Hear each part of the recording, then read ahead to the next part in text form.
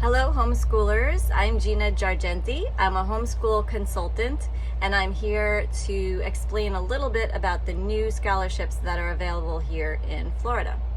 So the new scholarships are available for all K through 12 students, and there's no income or ability requirements or limitations.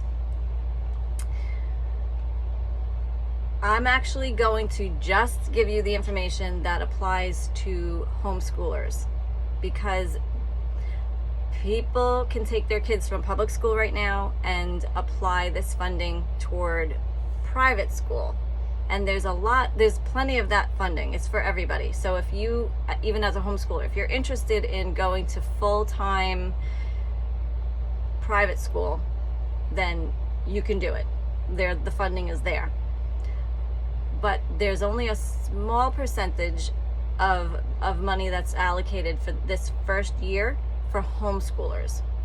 Okay, so if you want to go to, let me just rephrase that, if you are interested in full-time tuition funding for private school, there's plenty. If you wanted to use this scholarship for homeschooling, it's limited to 20,000 scholarships for this first year. So you may not be able to, we'll see. I don't know how many people are going to be applying, so we'll see how it goes. Previously, they said that the scholarship was going to roll out July 1st, but I know that they are already collecting applications for the scholarships. So if you're interested, get on it. Okay, let me give you the information. The scholarships are called the FTC, Florida Tax Credit Scholarship, and the FES-EO, the Family Empowerment Scholarship for Educational Options. There's two places where you could apply for these. There are two SFOs, scholarship funding organizations. One of them is Step Up for Students, which some of you may already be familiar with, and the other is the AAA Scholarship Foundation, not to be confused with the place that tows your car. It's the AAA Scholarship Foundation. We make academic achievement accessible. That's the AAA. All right, so Florida homeschoolers will be applying for the PEP program, the Personalized Education Plan, through this funding. Now, because there are only 20,000 of these scholarships available for the first year, they will be taking lower income families first. But I don't want to discourage anybody from applying because it's a brand new program and I don't know how many are going to be applying. So just if you are interested, do it. The amount of funding that you can receive is the equivalent to what would be allocated to your student if they were going to public school. So here in Pinellas County, those figures are, for kindergarten through third grade, the funding would be $8,205. For grades 4 through 8, it would be $7,574. And for grades 9 through 12, it would be $7,512. That's per student per year. Not per family, per student. If you are awarded this scholarship, the students would then be provided with an ESA, an educational savings account, and that is what you would be using to fund the students' educational needs. What could it pay for? It can pay for instructional materials, curriculum, virtual programs that are approved by the Florida Department of Education, and I will attach a list of what those are. It could pay for tuition for full-time or part-time enrollment in a homeschool program. Pods, if there's a pod that's taught by a certified teacher, it would pay for that. It'll pay for fees for norm referenced testing, group tutoring, private tutoring, and it'll pay for the services of a choice navigator, which I will explain in a minute. There are some catches to the spending, like you can't buy a computer, but you can buy computer software. I couldn't find the nitty-gritty of the spending, but when I get it, I will pass it along to you. Okay, so what's next? What does this entail? What are the pros and cons? Who's it best suited for? Let's see. there's 3 main requirements. First, the student has to withdraw from whatever. First you got to get approved, right? You get approved after you apply, you get approved, and then you are required to withdraw from your current schooling. So if you're a homeschooler who's registered through the county, you would send in a letter of termination for homeschooling. If you're an unschooler through the umbrella school, you would withdraw from the umbrella school, okay? And then you would enroll into the PEP program through one of the, wherever you got the funding from, either AAA or Step Up for Students.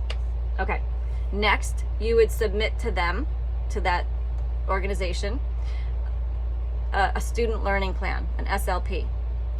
And I'm just going to read what that is. It's simply a customized learning plan developed by the parents to guide instruction for their students and to address the services needed to fulfill the academic needs of their students. So basically, what are your goals for the year, and how do you plan on getting there? The last requirement is that the student takes a norm referenced test. I will attach a list of the acceptable and approved tests. Again, that's also from the Florida Department of Education. Okay, the thing with the testing is that there does not seem to be any minimum scores needed. And so if you don't do well on the norm reference test, it does not affect the funding. It doesn't affect your funding or your scholarship eligibility for the next year.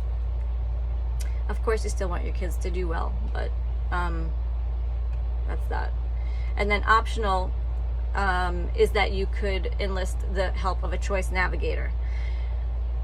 A choice navigator could help to write up that student learning plan, can help find the end of the year testing, can help choose resources and curriculum, connect you with things that are in your local community. Basically, they're there as a homeschool consultant, and the funding for it could be paid for through the funds from the PEP program.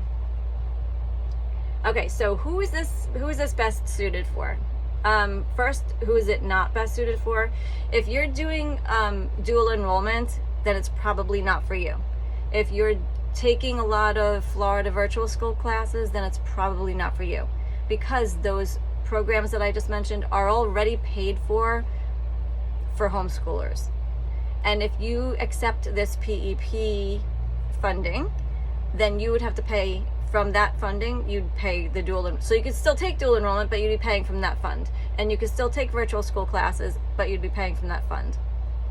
But it probably wouldn't make sense to do that, unless maybe you're taking one virtual school class and you don't want, you can pay for it through there. All right, anyway, who is it best for? It's best for people who want to use, a curriculum that, maybe costs a lot. It's great for tutoring. It's great if you want to be part of a pod. Those big expenses could be paid for through this funding. If you want to have a homeschool consultant that you check in with and that helps you with all this process, again, that's Choice Navigator, and it's paid for through this funding. So I know that this year is going to be limited because of the limited number of homeschool scholarships available, but I think it's going to be a really good opportunity for some families. So that's the information that I have so far. Again, my name is Gina Jargenti. I will hopefully be able to attach some contact information, or you can find me on Facebook. And that's it. If you have any questions, just post them or ask. All right. Good luck for your coming school year, whichever option you choose. Take care.